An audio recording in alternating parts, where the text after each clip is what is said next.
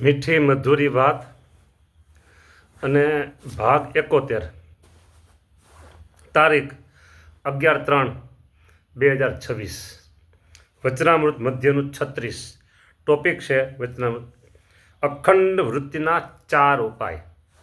અખંડ વૃત્તિના મહારાજે વાત કરી પહેલાં જ મહારાજ એમ બોલ્યા કે પ્રશ્ન ઉત્તર કરો. ત્યારે મુક્તાનંદ સ્વામીએ પ્રશ્ન પૂછ્યો. મહારાજ મુક્તાનંદ સ્વામીનો પ્રશ્ન જોરદાર. મહારાજે પહેલાં શ્રીજી મહારાજ બોલ્યા છે પ્રશ્ન ઉત્તર કરો, આજ્ઞા કરી સંતોની સભામાં. અગ્રેસર તો માં હોય. મુક્તાનંદ સ્વામી બોલ્યા કે મહારાજ ભગવાનના સ્વરૂપમાં, એટલે એમ કે તમારા સ્વરૂપમાં એમ પણ ભગવાનના સ્વરૂપમાં અખંડ વૃત્તિ રહે તેનો શો ઉપાય છે? બરાબર. એટલે આપણે એમ કહીએ મહારાજ તમારા સ્વરૂપમાં અમારી અખંડ વૃત્તિ રહે એનો ઉપાય બતાવો બસ. મહારાજ કે એનો ઉપાય તો 4 પ્રકારનો છે, ઓન ધ સ્પોટ. હો હા, કંઈ અગાઉ પ્લાન નહોતું થયું કે મુક્તાનંદ સ્વામી તમે પ્રશ્ન પૂછજો, પછી તમે મને આવો પ્રશ્ન પૂછજો, હું આવો જવાબ દઈશ. આ સર્વોપરી કહેવાય. હા, આપણે છે ને આવા પ્રસંગે મહારાજને સર્વોપરી જાણી લેવાના. બાકી અવતારમાં આપણે પડીએ ને કે આ અવતાર નાનો ને આ અવતાર મોટો, એમાં નથી પડવું. કે મહારાજની જ આવી સુપરફાસ્ટ જે વાતો હોય, લીલા હોય, એનાથી જ આપણે મહારાજને કહી દેવાના આ સર્વોપરી છે, સર્વ અવતારી છે, સર્વનું કારણ છે, સૌના સ્વામી છે, સૌના નામે, સર્વ નામના નામી છે, અને અનંત ધામના ધામી છે, અન્યથું કરતા, કરતું હરતું કરતું અન્યથા કરતું શક્તિના ધારક છે. બસ આપણે કોઈને નાના બતાવવા નથી, આપણે કોઈને હળવા શબ્દોમાં એને ઓલું નથી કહેવાનું. બસ એક જ ટ્રેક ઉપર ચાલવાનું. હા, ઓન ધ સ્પોટ જવાબ આપી દીધો ભગવાન, બીજો કોણ આપે? હા, કે મહારાજ કીધું, મહારાજ કે એના 4 ઉપાય છે. હા, પછી કે એક તો જેના ચિત્તમાં ચોંટવાનો સ્વભાવ હોય તે ચિત્ત, મન, બુદ્ધિ, ચિત્ત.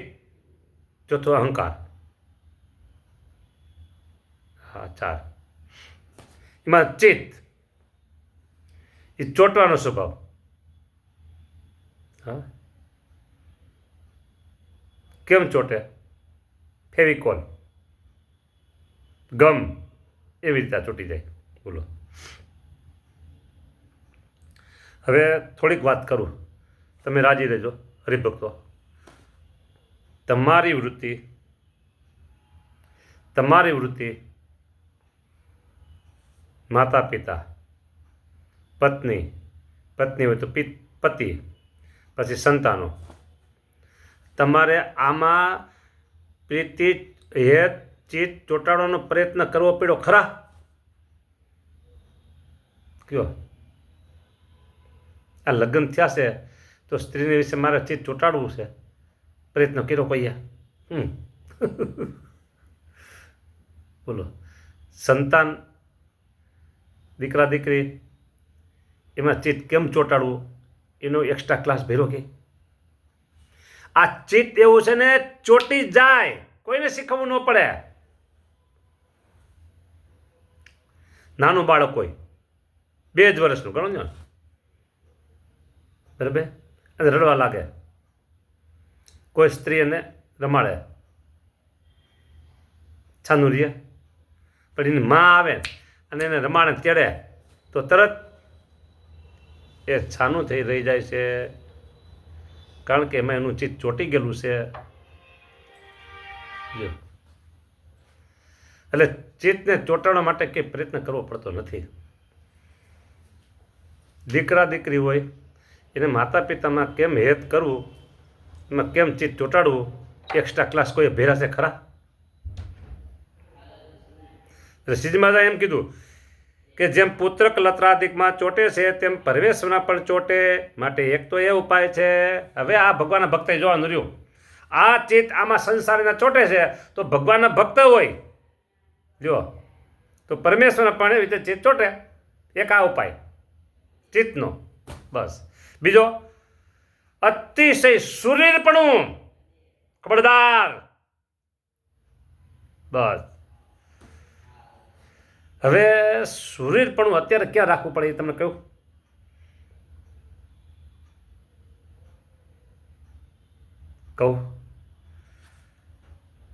સુરીરપણું અત્યારે રાખવા માટે ખાસ લેપટોપ, મોબાઈલ અને ટીવી, આની પાસે સુરીરપણું રાખે અને એને સામે જીત મેળવી લે એ ખરો. લ્યો એટલે અહીં કીધું કે બીજો ઉપાય છે સુરીરપણું. જેના હૈયામાં સુરીરપણું હોય ને તેને જે ભગવાન વિના બીજો ઘાટ થાય તો પોતે સુરીર ભક્ત છે, માટે કહીએ ખબરદાર આ નહીં બને, આ નહીં બને એમ કહી દે. હા ઘાટ માત્ર ટાળી અખંડ ભગવાનના સ્વરૂપ રાખ્યો તો એ સુરીરપણું. કાન ક્યાં જોવું સાંભળવું છે નહીં સંભળાય, અહીં ક્યાં જોવું છે નહીં સંભળાય, નહીં જોવાય, અને પછી હાવ ગરીબડી અંદર બેઠેલી. હા એ કે મારે પીઝા ખાવા છે, એ કે મારે આ શાક ખાવું છે, એ કે મારે આવું ખાવું છે. જો બરાબર એ જ્યારે માગે ને ડિમાન્ડ હોય ને એની ત્યારે ના પાડી દેવાનું, નહીં બને, નહીં બને, નહીં બને, નહીં બને. હા તો એની પાસે સુરીરપણું રાખ્યું સારું સાચું કહેવાય. દરેક આપણા જે ઇન્દ્રિયો છે એ ખોટી ડિમાન્ડ ઊભી કરે ને ત્યારે એને ધડ દઈને કહી દેવાનું હા આ નહીં બને, બીજે જા, અહીંયા એ વાત બનશે નહીં. હા પછી ત્રીજો ઉપાય છે જેના હૃદયને વિશે જન્મ અને મૃત્યુ, ઓહો હો, નરક અને 84 તેની બીક લાગતી હોય, ઓહો હો, ભય. ચોથો ઉપાય છે ભય.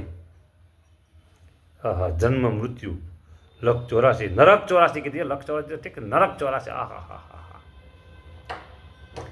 આ ભય જો રહી જાય ને તો મહારાજના સિવાય બીજે કેમ પ્રતિવૃત્તિ જાય નહીં હો. હા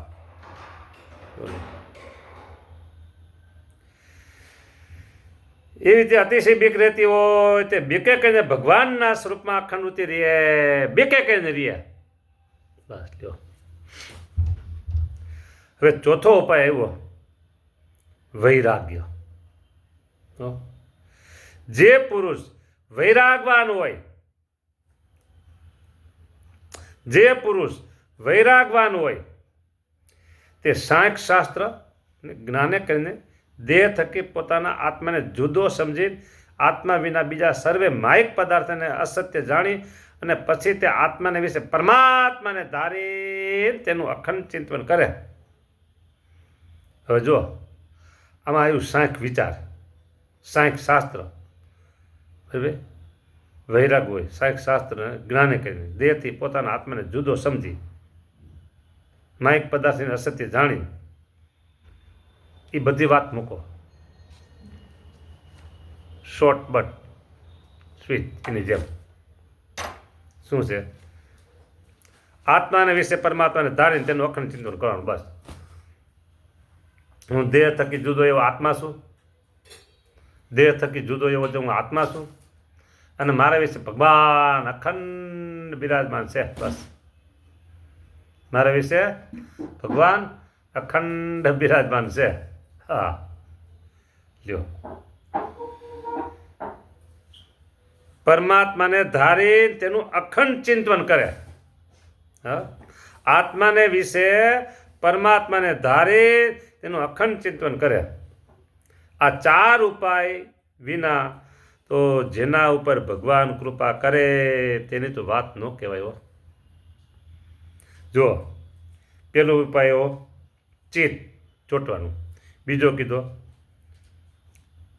શરીરપણું, ત્રીજો બતાવ્યો ભય, અને ચોથો ઉપાય કીધો વૈરાગ. આ 4 ઉપાય હોય, 4 વાના હોય તો એની વૃત્તિ ભગવાનના સ્વરૂપમાં રહેશે. હવે 4માંથી કાંઈ નથી અને તો એની વૃત્તિ રહે તો એ વાત એવી કીધી કે જેની ઉપર ભગવાન કૃપા કરે તો તેની વાત ન કહેવાય. હવે ભગવાનના કૃપાપાત્ર આપણે થવાય કેમ એ કરવું પડે. તો જો આ 4માંથી કાંઈ નથી તો પછી ભગવાનના કૃપાપાત્ર કેમ થવાય? તો ભગવાન આપણી ઉપર કૃપા કરે તો સહેજે સહેજે ભગવાનના સ્વરૂપમાં વૃત્તિ રહે. ભગવાન કૃપા કરે તો ભગવાનના સ્વરૂપમાં વૃત્તિ રહે. હે મહારાજ, તમે અમારી ઉપર કૃપા કરો તો અમારી વૃત્તિ તમારા સ્વરૂપમાં રહે. ભગવાન બીજા ક્યાં ગોતવા જાવ? તમે પોતે જ ભગવાન છો. હા, બરાબર. અને ભગવાનને વિશે અખંડ વૃત્તિ રહેવી તે તો ઘણું ભારે કામ છે. બહુ જબર હેવી વર્ક, જોરદાર કામ છે આ. પછી એમ કીધું, મારે છેલ્લે એમ કહી દીધું, વાત મને કરી દઉં પૂરી, પછી કથા પૂરી કરી દઉં. જેને અનેક જન્મના સુકૃત ઉદય થયા હોય, 1 2 3 5 પછી 50 નહીં, અનેક જન્મના સુકૃત ઉદય થયા હોય, અનેક જન્મ સંચિત હતો પશ્ચાતાપ પરામગતિ, એમ કીધું ગીતામાં. અનેક જન્મના સુકૃત ઉદય થયા હોય તેને ભગવાનના સ્વરૂપમાં અખંડ વૃત્તિ રહેશે. જો આમ આંખો બંધ કરીને બેસી જાય એમ નથી. અખંડ વૃત્તિનો જે અર્થ લીલા ચરિત્ર હોય, 9 પ્રકારની ભક્તિ હોય, ત્યાર પછી ભગવાનની સેવા પૂજા, આ બધા ભગવાનના સ્વરૂપમાં વૃત્તિ રાખવાના ઉપાયો છે. એના માધ્યમથી ભગવાનમાં અખંડ વૃત્તિ થઈ ગઈ કહેવાય. બાકી તેલ ધારા વૃત્તિ, આમ તેલની ધાર, એ વાત જુદી છે. પણ 9 પ્રકારની ભક્તિ હોય, બરાબર, સેવા સમાગ આ બધું કરતા હોય, 9 પ્રકાર બધું આવી જાય, કે બાકી રહેતું નથી. તો તેણે કરીને ભગવાનના સ્વરૂપમાં વૃત્તિ રહેવા લાગે એટલે એ અખંડ વૃત્તિ થઈ ગઈ. આ સારામાં સારો ઉપાય. તો આ કોને રહે? તો અનંત એટલે અનેક જન્મના સુકૃત ઉદય થયા હોય. સુકૃત એટલે પુણ્ય. એટલે કીધું ને કે પૂર્વનું પુણ્ય પ્રગટ થયું જ્યારે. હા, પછી 9 પ્રકારની ભક્તિ, 5 આરતી, 5 માનસી પૂજા, આ બધા સતત આમ ભગવાનમય રહે ને એ અખંડ વૃત્તિ થઈ ગઈ. બાકીના સમયમાં પછી સ્વામિનારાયણ એવું મંત્ર જપ્યા કરીએ, લ્યો, એટલે અખંડ વૃત્તિ થઈ ગઈ. પણ આ કેનોથી થાય? અનંત જન્મના પુણ્ય ઉદય થયા હોય ને તેનાથી, બરાબર. હા, આ કરવા માંડો એટલે સમજી લો કે આપણા અનંત જન્મના પુણ્ય છે. અને બીજા બધે સેવા કર્યા કરી, ભગવાનની રુચિમાં રહ્યા કરીએ, મોટાની રુચિમાં રહ્યા કરીએ, સાધુની રુચિમાં રહ્યા કરીએ, ગુરુની રુચિમાં રહ્યા કરીએ અને હરિભક્તો રાજ્ય પ્રવૃત્તિ કર્યા કરે તો ઓટોમેટિક ભગવાનની કૃપા થાય. જય સ્વામિનારાયણ.